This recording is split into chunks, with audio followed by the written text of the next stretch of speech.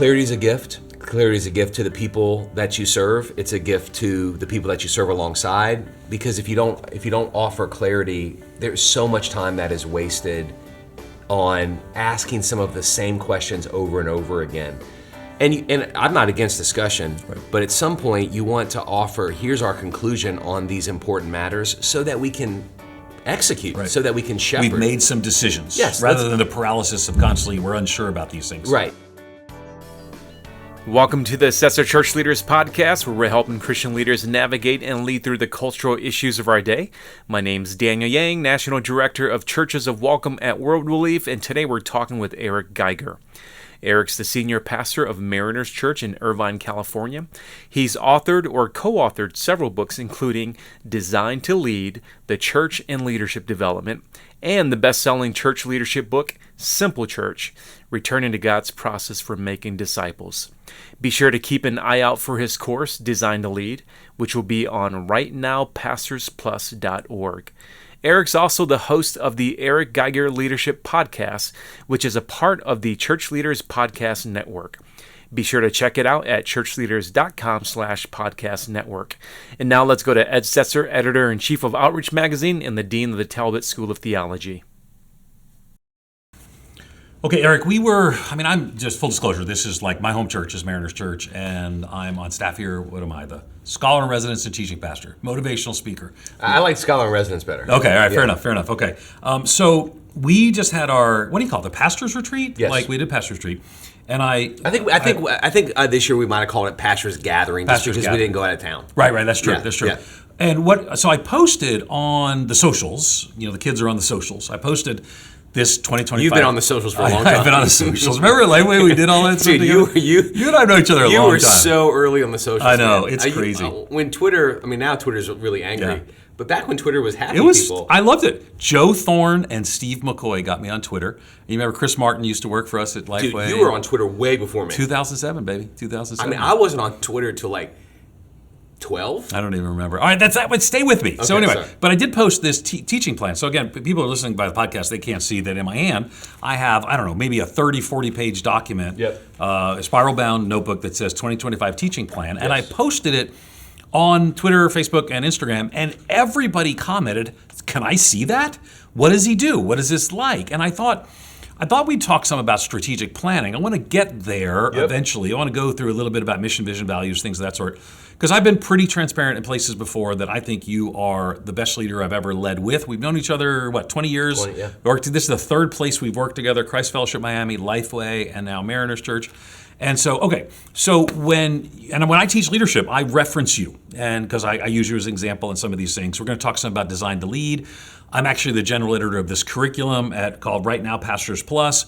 You do your course there. It's not out. Well, depending on when people listen to the podcast. Yeah. But you can go to rightnowpastorsplus.org, enter in your name. Your course will be out as part of that. I have a course in that on breaking barriers. Anyway, so when I talk about leadership, strategic planning, and more, I think of you as a good example and model that. I've seen you do it, and that's part of why I'm on the team at Mariners Church. But let's start talking, go back a little bit further, because a couple of concerns. Okay, Mariners Church is a big church. It's a monstrously big church. I think some people could tune out of our conversation early on, so I want to say we're going to talk about things that are appropriate for a church of 75 and 200 and more. These are not specific to large churches, because you've done them in different churches of different sizes.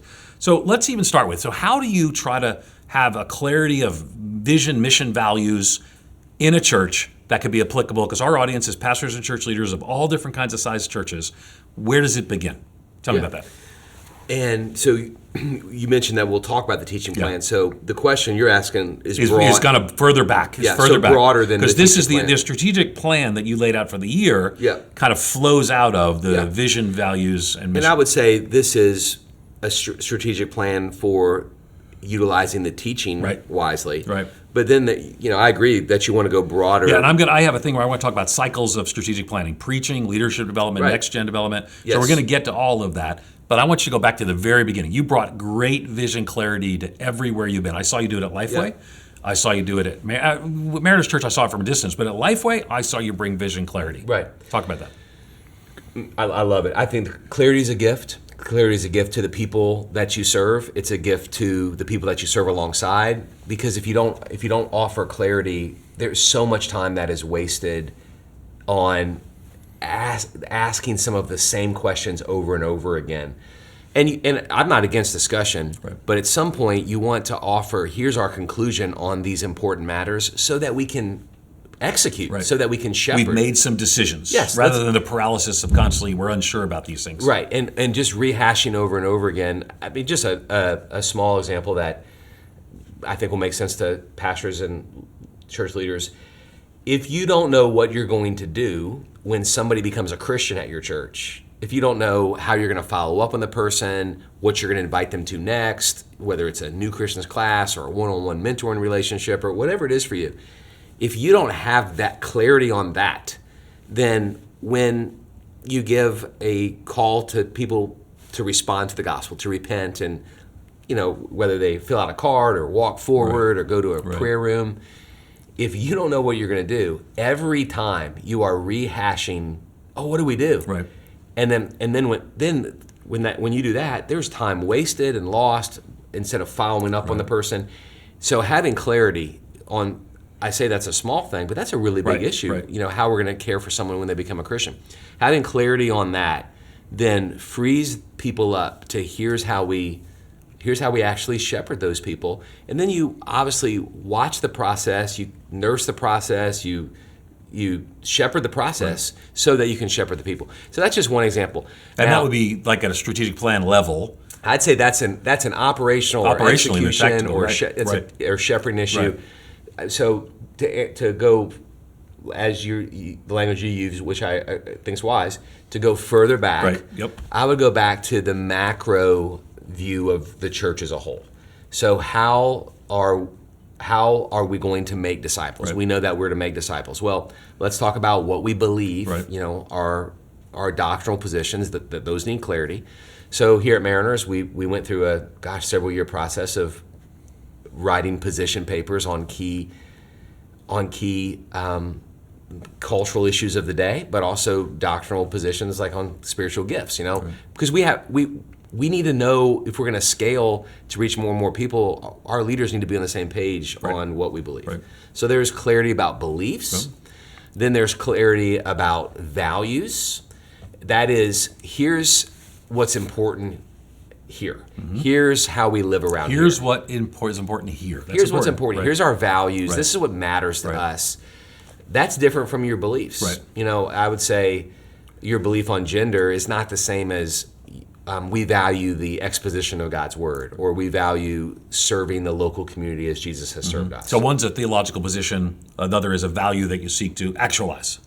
Agreed. One's a belief is a doctrinal position, and then values are, it's you could say it's the soft skills of here's how we live around here. Right. Now some people debate on if your staff values should be different from your church values. We actually have them as the same. You have them same. We're the same. So we have a set of values, and then clarity on mission. Here's what we are on the planet to do. So values is how we do it. Mission is here's what we do. Then there's clarity on strategy, which is here's how we execute the mission. So, mission, values, strategy are all really big. And I think you have to be careful you don't confuse them. So some would say, hey, we have a mission. It's to know him and make him known. Very common mission statement. And I think it's a beautiful statement, but it's a bad mission statement. What is Mariners' mission statement? Inspire people to follow Jesus and fearlessly change the world. The reason I'd say know and make him known is you never know. Actually, maybe it's a fine mission statement. It's a bad vision statement. Okay. So, and I'll talk about vision in a moment because you never know if it's accomplished. Okay. You never know if it's done.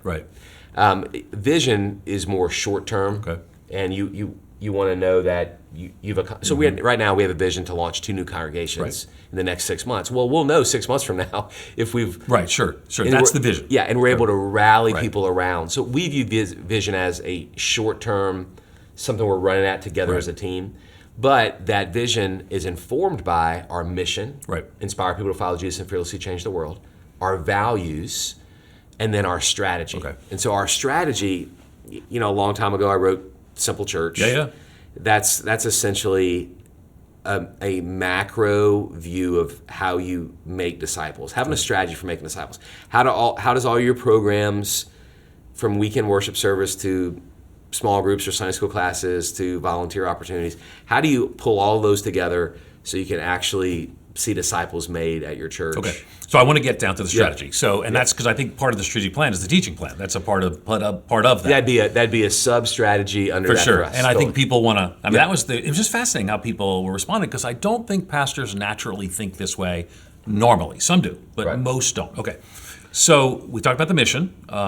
And we would also say, too, that there are whole books of written people saying this is how vision should be and this is how mission should be. And we're describing it and defining it in a way that works in this context. And those words get thrown around. If you want to use them differently, that's great. Let me just define how I'm using them. Please. So we have the doctrine. Yep. That's about beliefs. Yep.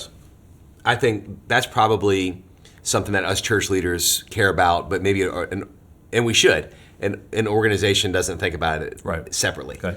But we think about beliefs or doctrine, right? Then there's mission. Here's what your church is to do. Mm-hmm. Values, how you do it. Yep. How you live, and strategy. Here's how we're organized to accomplish the mission. So think about a football coach who says, hey, our mission is to win games. Great. But how are we going to win games? Right. So if a church says, hey, we're going to make disciples, awesome. That should be the mission of the church. In fact, Jesus gave us the mission. Yeah. So we don't want to. We want to use his. We want to go with what he. We goes might with. put some fancy more language around it, fearlessly, whatever it may be. But it's Jesus gave us ultimately about making exactly. disciples. Okay. But if we don't give a strategy on how we make disciples, then we're like the football coach who says, let's win, but never draws up plays. Right. So we need to draw up some plays that we've tested that we believe. Okay, you're getting strategy, and I want you to get strategy, but values. So, because a couple things that right now we're in the process of redrawing our values at the Talbot School of Theology. Great. Just because it's good to do that every once in a while. It's not just because I'm the new leader. Everyone sort of said we need a new set of values that reflects our commitment to the church. It reflects our, our theological space as as this thriving evangelical school, whatever. Okay. So you have values here. We have 8 values. 8 values. Would you mind telling us a few of them? Maybe 8 might be too long, but give us a couple of them. Yeah. The first one is the word must be central. Okay. Another is think big, act small. Okay. Love others as Jesus loved us. Intentional environments inspire courageous decisions. The story of Jesus creates storytellers. Okay. So with that, the part I want to talk about, the story of Jesus creates storytellers. That's one of my favorite ones. When I come to staff meeting, all staff or pastor staff, you actually, and I do this, we did it last year, and then we're doing it more this year. You give out awards because what you celebrate, you cultivate. So talk to us about how you do that. So the award of the last one you just gave about the story. Yeah. So each we have all staff worship and meeting once a month, and every month we recognize a person for each value. Yeah. And so the person who gets the award for the story of Jesus creates storytellers is someone who's inspiring people to share the gospel or is helping people tell the story of transformation that Jesus has done in their life. So it's just recognizing the value of storytelling. And when we say storytelling, we're not only referring to like a cool video, but helping people tell the story of Jesus in their life, And then, again, what you celebrate, you become. So, like, one of ours is, we haven't finalized the wording, so I don't know what the wording's quite going to be, but, connected with the global church might be some variant of it. So we'll give an award to one of our faculty who has helped us connect with a global partner with a global church. Awesome. So those values. I think when you celebrate that, so, if it becomes, the world is on our heart, or we're committed to the globe, whatever the language is. More important, so many leaders get caught up on the language. Yeah. I think the language should be sticky. Yeah. But by sticky, you mean something easy to remember and easy to replicate. But so many leaders, they stop there on value integration. Right. And the sticky language, you're not hearing me say it's not important. Make it as sticky. But more important is that you would celebrate it, that you would hold people accountable. Because I have consulted, I don't do this much anymore. I've consulted with hundreds of churches over the years, Yep. helped them develop values, And I would say 1 out of 10 actually have an ongoing plan to implement those values and to celebrate those values so that they replicate those values. Right. So very typical, not just in churches, but organizations as well. They pay a consultant. Yeah. They come in, they identify values, they put them in a slick brochure or put them on a website. Put them on a poster. And then it gets buried in a file somewhere. Right. You want, John Cotter said, values are really, here's how we live around here. Values are, or he said, culture's the shared values that drive the organization. It's the shared values beneath the surface. Right. So if you want values to actually drive behavior, you've got to teach them. Yep. You got to celebrate them. You have to. They should be in your annual review process. Right. And so, in what I've seen, of course, with you, it's all those things, but also the celebration in the monthly staff meeting. Yeah. So everybody knows the values, and there continue to be before people, and that makes a distinction. So you get that. Yeah. So your faculty member who takes some extra time and connects with a student in Korea or a cohort of students who are studying theology in Korea, and you brag on that faculty member in front of everybody. Mm-hmm. You then in that moment are showing this is really important to us. How we treat the global church is really significant. You're giving away some things there, but I haven't announced yet. But just good. But Korea is a great hypothetical example. I just kind of made it up as hypothetical example. I love that. Yeah. Okay, so then mission, and then we talked about values, and then you start talking about some of the strategy. So when you kind of what are some key components for church strategic planning? Okay, when it comes to strategy, I think flock and sheep. Flock and sheep. And I'm speaking to a local church leader, right? So flock is your macro strategy. It's like your programming. And then sheep is what happens to that new Christian? What happens to the new guest? What happens to a first-time giver? So we watch our flock strategy. Here at Mariners, we call it the transformational loop. Okay. And so it's based on our mission, because mission and strategy have to. And where was the first place you published the transformational loop? Do you remember? Lifeway? Didn't we do that there? Actually, this transformational loop was, everyone uses the word transformational. Yeah, that's true. Right? That's true. So it's not the same thing we talk about transformational groups or some of the other stuff. The transformational loop right here live on our conversation. Okay, so tell me about transformational loops. Because I've seen you talk about it here at Mariners. Yeah. So transformational loop at Mariners is actually my predecessor Kenton. We've updated. Kenton Shore was the former pastor. He put the transformational loop in place. Mm-hmm. And so that's why we can't say that we did it at Lifeway. No, Ken did it. But he did it after reading Simple Church. Oh, okay, nice. So it's so funny. So I wasn't here yet, but I feel like I was a part of the transformational loop. So what I love about our transformational loop, and I give Kenton credit on this, is it is connected to our mission. So our mission is inspire people to follow Jesus. And was that under Kenton, that mission as well? Yes. So you didn't change that? Didn't change the mission. Values you did change. Some of them. I did change the values. Right. And even Ken told me, man, at some point you need to make these your own. Well, that's what, like when I came to Talbot, they're like, we got to update these values. And I think you have to be. Oh, wait a second. I'm trying to remember. A mission updated, and then the values sort of flow out of that for us. Yeah. So, of all those words I'm using, I think mission and values have to be handled more carefully when you change than strategy. The strategy's a little more nimble. You should change strategy more frequently. Mission and values, you're tweaking with DNA. Yeah. And so I agree. Very important. You want to do that really wisely. And probably slowly if you're a pastor or church leader. Yes. And also, especially on values, Jim Collins said that what you're wanting to do is uncover what's already there, as opposed to just, go to some church website and copy and paste. Because you're basically then trying to be some other culture that you're not. Okay.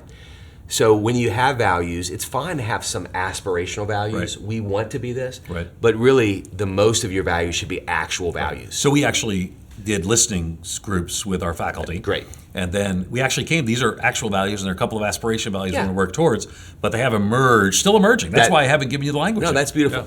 And so, obviously, there's things you don't want to celebrate. Yeah. Every culture has organizational dysfunction is one of our key values. But you raise up the things that are great. Right. Celebrate. Yeah. You want to move forward with that. Yeah. Yeah. So those are our values. But when it comes to strategy, our mission is inspire people to follow Jesus and fearlessly change the world. You want your strategy to be deeply connected to your mission. Right. Otherwise, you're executing something that's not connected to your mission. Right. So inspire people to follow Jesus. Our loop is follow Jesus, grow together, serve one another, change the world. Right. So our loop begins and ends with our mission. Okay. Follow Jesus, we use our weekend services. Right. Grow together, we use Rooted and life groups. Rooted is a experience discipleship course, 10 weeks, right? I've been through it, part of coming into Mariners. I did that because of being a Mariners. And then serve one another is volunteer opportunities, and change the world is what we do in our cities. The broader mission. Local outreach, global outreach. Yeah, okay. So it's outreach. So just say the transformation loop one more time. Yeah. Follow Jesus, grow together, serve one another, change the world. Okay, so that then is an actualization of your mission and your values. But that I'd say of your mission, not of the values. Okay, fair enough. But that's the values, how you do it is the values should impact everything. Good. We do. Okay, super. Yeah. So then that's where some of the, you mentioned like follow Jesus might be related to weekend services. So that's where some of the strategic planning comes in, right? Yes. Okay. So where then? And I would say that's the flock strategy. That's the flock strategy. Okay. And then the sheep strategy is, what are we doing for the new guest, for the person who became a Christian? And when I want the freedom to constantly tweak those strategies and add to. Right. So I had a conversation with a reporter at that I think our church will end up in, the global magazine that everyone will know, but since it's not published yet, I won't mention it. And he said, well, don't people just get lost in a church that size? Not a person of the Christian faith, but doesn't a person get, just asking questions and doing a thing on mega churches. Right. And I said, well, no, every person is sort of nudged towards. Yes. Intentionally, sometimes overwhelmingly, towards something called Rooted. So I kind of explained it, and he asked some follow-up questions. Okay, now we're a large church, so Rooted could be hundreds, thousands of people come to a Rooted on a given time. But every church, a church of 100, should have a strategy of what happens next when someone shows up at church, right? I would say a small church that doesn't have a strategy for what happens can feel big. Yeah. Doesn't have a strategy will feel big. And a big church, if they have strategies for how they care for people, can feel small. Oh, I get it. Okay, right. Makes sense. I want the church to feel small. Right. For as small as the person wants it to be. Right. One of the advantages of a church that is large or a church our size is people, and it's like your own personal life. Your greatest strengths are your greatest weaknesses. One of the great strengths of a large church is, somebody whose life just feels like it fell apart last week and they want to go to church, but they kind of want to come in an anonymous way. Sure. A very large gathering feels safer for them to come to. Not because they feel threatened, but because they just emotionally don't want to engage. Sure. Someone shows up at Church 100, it's beyond what I call the anonymity barrier. Everybody knows when you walk into a church of 50 that you're new. Nobody knows at Mariners if you're new. Right. So it feels safe. So that's a great strength for someone whose life's fallen apart, someone whose wife just got diagnosed with cancer, someone who's having all kinds of drama. You can dip your toe in. I can come, I can hear a message. Yeah. It's a great strength. A great weakness of a large church, or a great weakness of a church our size, is that people can stay anonymous. Right. And they can hide. So we want them to become healed, but we don't want them to stay forever and hide. No. And so we have to, because we want to shepherd people, we must have processes that nudge people. And is that the sheep strategy? Yes. You're shepherding people, and so Mariners, it would be, you come to the service, which is in itself just has a gravitational pull because it's a large church. I just spoke to a group of 5K group, whatever, that's a group of pastors and their churches around that. I said, you have a gravitational pull that if you just don't do dumb things, still draws people in. But you have to have a strategy to move them into that sense of community. So that's the sheep strategy. And a church of 200 needs to have a sheep strategy to say, what's the next step for a person who comes and visits? I think you do need a sheep strategy, even at that size church, for sure. Okay. So then, what then are some of the key strategic plans that you would say that? And again, let's stay on the smaller size of the church because that's for everybody. But one of them is that guest, that first-time guest. Yeah. Clearly, I got to have a strategic plan for that. Yeah. Okay? And it could be at a church of 100 people. It could be send them a letter, somebody call them next week, send them another letter, send them an invite to a special event. And I'd say start exactly with that, and then monitor it, and say, you know what, let's try this action instead of this action, and you keep tweaking. It's important though, because most it might be hard to say, but a whole lot of pastors don't think that way. So sometimes when I'm doing a church revitalization seminar and I put on the screen, here's 5 ways to contact somebody after they visit. Some people, it's the biggest news that they've ever seen. And I think it's awesome it's the biggest news, because if they take a picture of that thing, of that slide, and they go home and do something, it will make an impact. It really does. And they see it and they feel it. Totally. Yeah. It's huge. Lyle Shower, old school. Yeah, Lyle Shower. Wow, that is old school. Come on, man. I'm a church nerd. I've been in the game for a while. Dude, but Lyle Shower, he's famous in that space. Yeah. But I think he said that only 10% of church leaders are strategic. Okay, I can see So that. if you But does that mean hopelessness for the 90%, or they can adopt some strategic I don't think it is. process? Because I think you can get some strategic people around you, and you would say, hey, these 6 people I want us to care for. I just threw out the number 6. Yeah. I think we might have 6 really strong intentional processes. So tell me, what are the 6? Don't tease me. What are the 6 intentional processes? The guest. Okay. The new believer. Yep. Someone who signs up for a group. Right, a small group kind of setting. Group, or rooted, or some type of next step, right? Right? Someone who signs up to serve. Yeah. Someone who goes on some type of outreach, and someone who gives for the first time. So those are 6 kind of strategic plans. I think a church of 200 could have those things. It might just be like a sheet of paper It doesn't have to that be a complex. volunteer coordinates. The reason those 6, and I'm sure there'll be some pastors who say, yeah, but what about this? What about when someone commits to having a devotional? Right. Awesome. Right, Then sure. Number 7. The reason we have those 6 currently is those are really critical moments in somebody's life. Yeah, that's good. When somebody becomes a believer, Right. when somebody shows up at church, You got to know what you're doing next. We should know. Well, you say, well, it's should just know. baptism. But at the same time, my friend Dan Morgan from years ago, he's with the Lord now, he said that people come to Christ, or adults in particular, have usually had some sort of big life problem, like something has gone wrong in their life. So they need relational stability, they need spiritual stability, they need functional stability. Sometimes they're struggling with an addiction or something. And if you don't have any process to help them, you're going to lose them. Man, Jesus compares our rebirth to being born again. Our becoming a Christian to being born again. When I was born, a nurse whisked me away, did all kinds of tests, wrapped me in a cloth. A swaddling cloth, put you in a manger. No, but cared for me. Right? Cared how I was treated.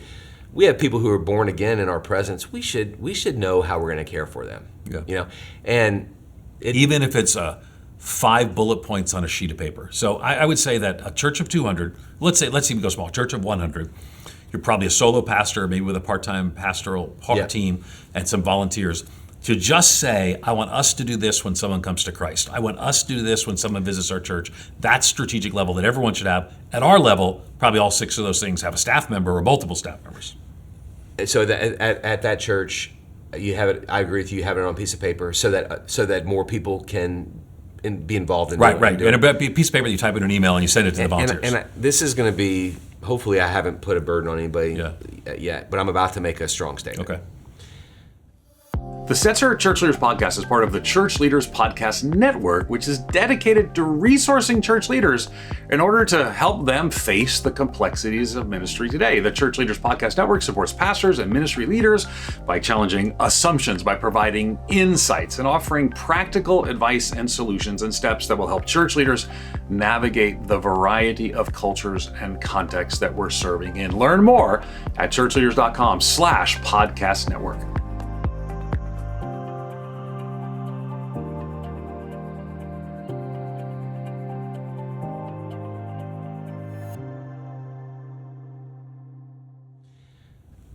Because I believe God cares about the people who He saves being shepherded. Yeah. I think one of the reasons that there are lots of churches across our country where nobody meets Jesus is because the leaders don't know what they would do with people when they met Jesus. They're not prepared to care for people, to shepherd people. And so yes, you don't have to have a complex system, but you should know here's what we're going to do when somebody becomes a Christian, so that we can disciple the person. We're not just trying to get someone to sign a card. We want people to be cared for. Mm-hmm.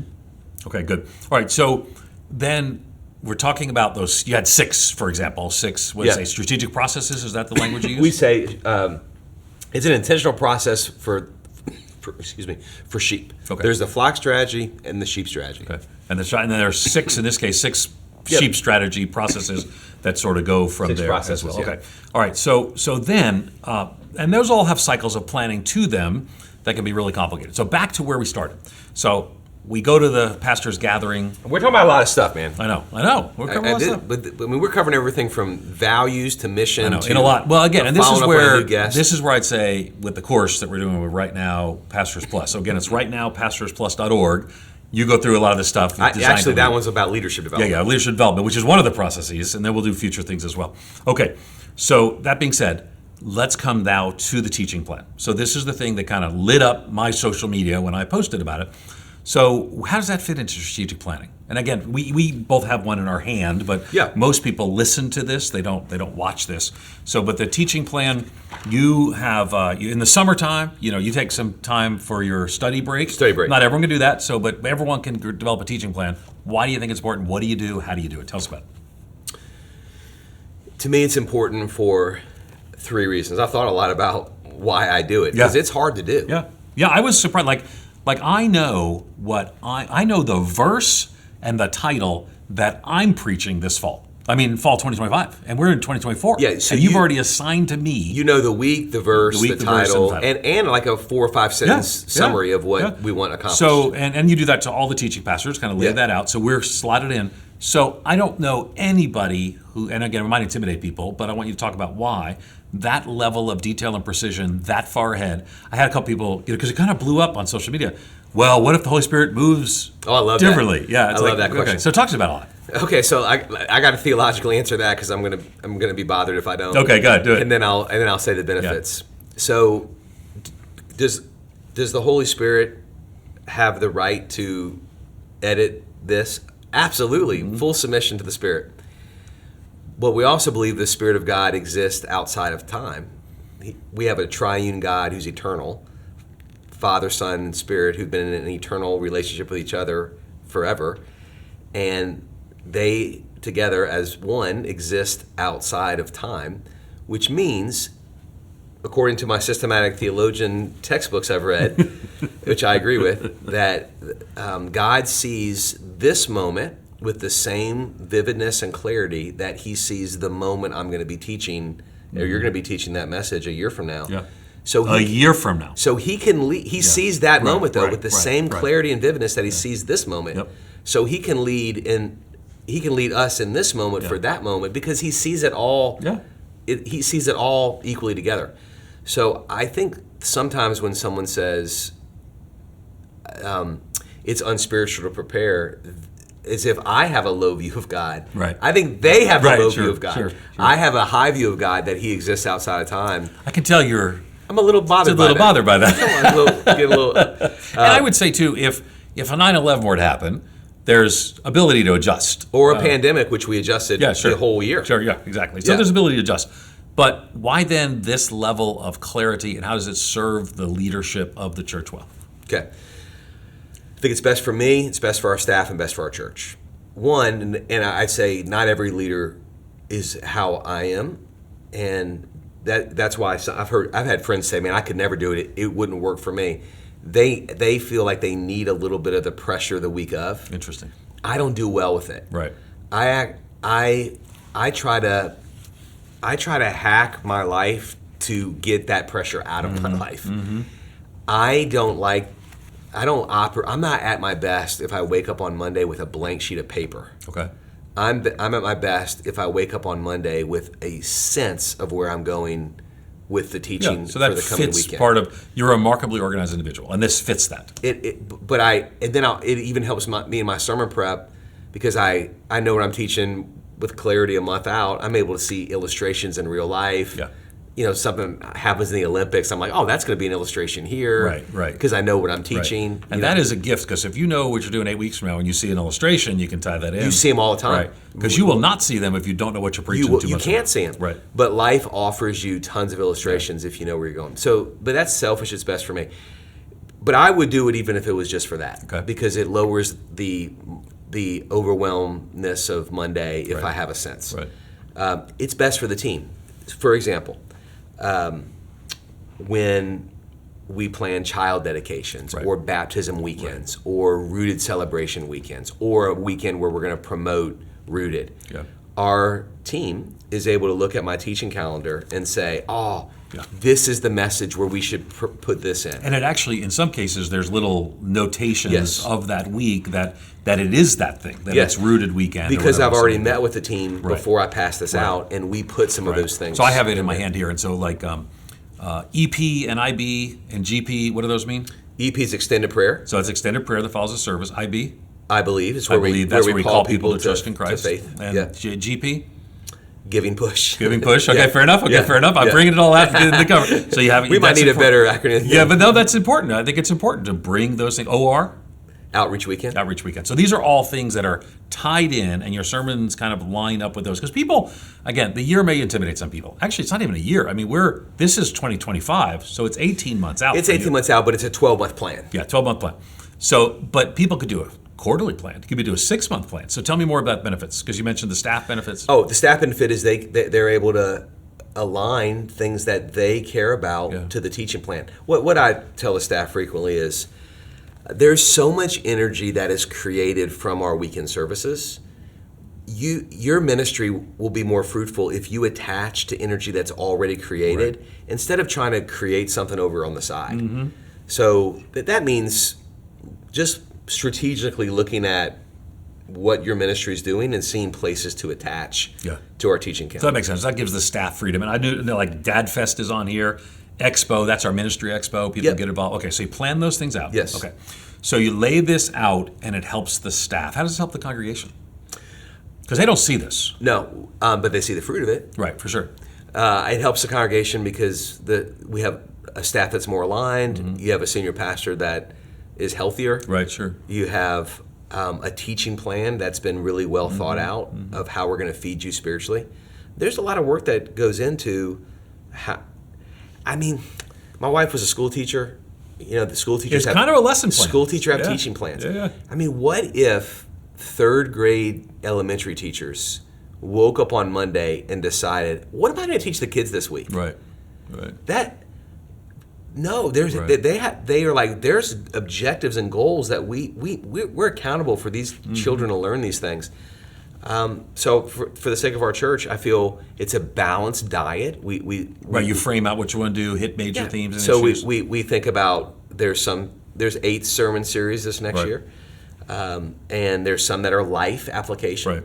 Mostly, I would say some expository through books of the Bible. Yeah, there's 3 books of the Bible in there. Right, and then some theology. And we do the On the Table, which has become kind of a staple for us, is the hard issues in January. Don't clarity is kindness. Let's tell what we believe, put it on the table, more. We said to be clear is to serve your people well. Yeah. Okay, so when I bring a group of students to you, and you come talk to some of my cohorts that we do, so someone's gonna ask a question, and they're gonna say, well, Eric, what would you suggest I do to start to have this level of planning and clarity with my teaching and preaching? Because I'm guessing a 2025 plan that's done in summer 2024 is not going to be doable for them. Where could I start with this, Eric?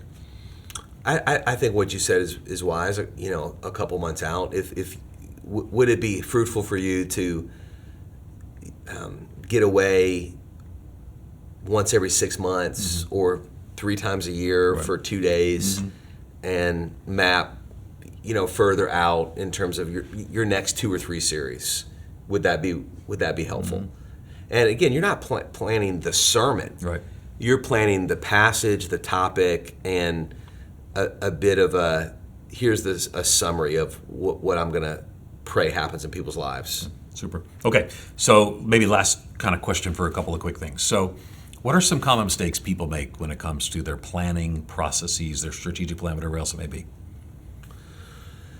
Strategy being disconnected from mission. Okay. So you're having strategic things that really don't add any value. That's one. Having strategies for the least important things and not the most important things. I mean, a strategy takes time to develop. Have strategy around the absolute essentials for your ministry. Which you say that, but that's often where people don't have the strategy. In other words, someone comes to Christ, let's just see what happens. Dude, we literally have strategies in some churches for how to book a room. Yeah. But not strategies for how to follow up on a new Christian. Come on, guys. Yeah. All right. Last question. what do you think happens to a pastor and a church leader when they be more strategic? The vision, values, mission, and strategy plans. What have you seen happen when that strategy takes a higher level and they begin to function at that level? Because people, like we might say 10% do, but when they do, what do you see happen? So this is where I hope pastors who are thinking, man, I did not get in. I became a pastor to shepherd people, exactly. not to set strategy. And people say that, and I love them when they say, because I want them to think that way. Of course, that's so beautiful. Right. But if you have effective strategies, you're freed up to shepherd. Here's just an illustration from the marketplace, and this would be in the micro strategy, not a broad strategy, but like very minutia of strategy, but how important it is. So Atul Gawande, he wrote the book. He's at Harvard. He wrote the book, The Checklist Manifesto. Yeah. So he would go to doctors and say, I'm telling you, you'll lower post-surgery infections and illnesses if you have a checklist. And he said that often they would say, I didn't get into this for a checklist. Right. So like a pastor saying, I didn't get into this for a strategy. Right. I'm a professional, and someone would even say, I don't need a checklist. That's so minutia. I'm a high level operating thinker. High level. Yeah. I don't need that. And he believed, no, it's because you operate at a high level that you need that. Actually, have a checklist for the standard things so that all of your energy could be given towards what you became a doctor for in the first place. So it's either 6 or 7 hospitals that he tested this for a period of time. He got these hospitals to agree to implement a checklist. And he was right. All post-surgery infections went down, people being healthier, all of the things that he thought would happen, his hypothesis turned to be true. And doctors found out, wow, actually having a micro strategy frees me up to do what I'm supposed to be doing. So that's what I would say to pastors. I'm glad you didn't get into this for the strategy. I'm glad you're into this for the shepherding. But having some strategies will free you up and your team and your people, because I'm believing that you believe that every believer in your church is a priest, royal priesthood. Every believer in your church has a gift. You want them to be freed up to serve too. So having strategies actually helps liberate people for shepherding. Eric Geiger, looking forward to the course you're doing is Designed to Lead. Yes. You'll use that title, right? It's a book that Kevin Peck and I wrote. Yeah. And it'll be at right now, pastorsplus.org, that people can get information beforehand as well. Thanks for taking the time to be on the podcast. Thanks for having me. You've been hearing from Eric Geiger. Be sure to check out his course, Design to Lead, on rightnowpastorsplus.org. You can learn more about Eric at ericgeiger.com and find his podcast at ChurchLeaders.com/podcast network. And thanks again for listening to the Stetzer Church Leaders Podcast. You can find more interviews as well as other great ministry leaders at ChurchLeaders.com/podcast. And again, if you found a conversation helpful today, love for you to take a few moments to leave us a review. That'll help other ministry leaders find us and benefit from our content. Thanks for listening. We'll see you in the next episode.